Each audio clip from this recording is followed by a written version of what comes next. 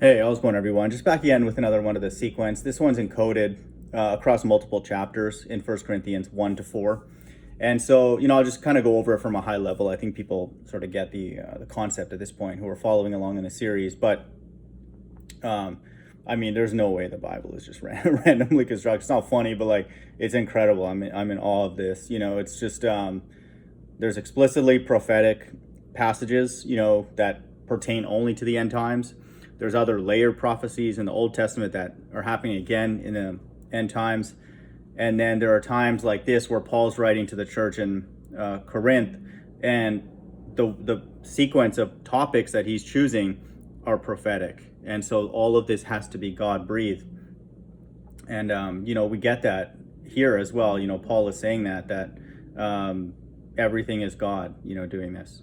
And so this is an incredible thing. So I want people to understand all of the scriptures and everything interpreting it that ends up being correct is God doing it. So, and we'll start with that. 1 Corinthians 1:18, for the word of the cross is folly to those who are perishing, but to us who are being saved it is the power of God. That's in verse 18, 666. That's during the beast system in the last days that salvation will occur. And we always get that reference first. And so that's amazing. Verse 26, for consider your calling, brothers. Not many of you were wise according to worldly standards. Not many were powerful. Not many were noble of birth.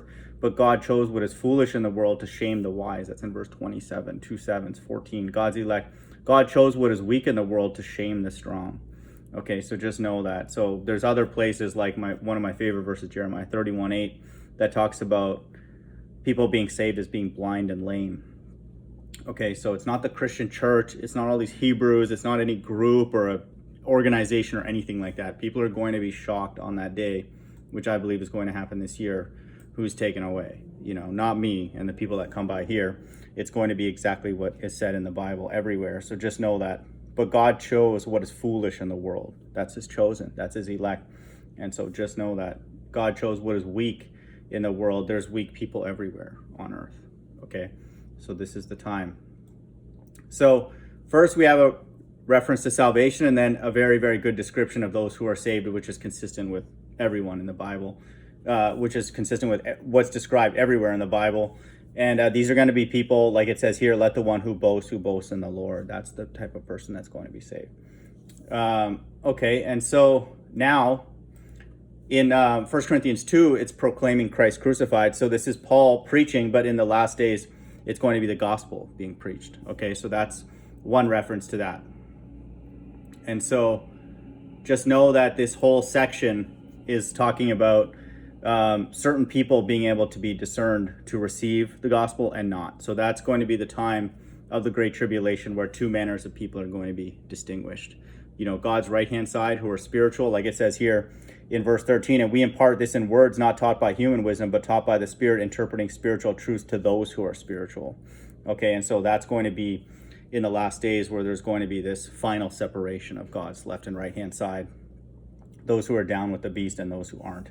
And so another title for the next section is divisions in the church. So this is a time of dividing, of sifting God's mixed multitude. So I don't need to read all of it, but just know that that's the case.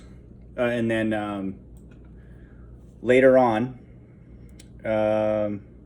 in verse 1 Corinthians 3:10, according to the grace of God given to me, like a skilled master builder, I laid a foundation, and someone else is building upon it. Let each one take care of how he builds upon it. For no one can lay a foundation other than that which is laid, which is Jesus Christ. Now, if anyone builds on the foundation with gold, silver, precious stones, wood, hay, straw, each one's work will become manifest, for the day will disclose it, because it will be revealed by fire, and the fire will test what sort of work each one has done.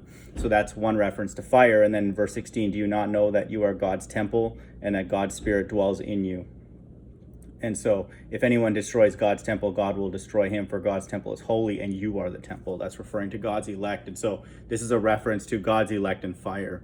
So after this time of division and sifting out the mixed multitude, God is going to return with his elect, and he's going to be destroying with fire. And that fire is going to destroy body and soul, according to Matthew 10:28 and everywhere in the Bible.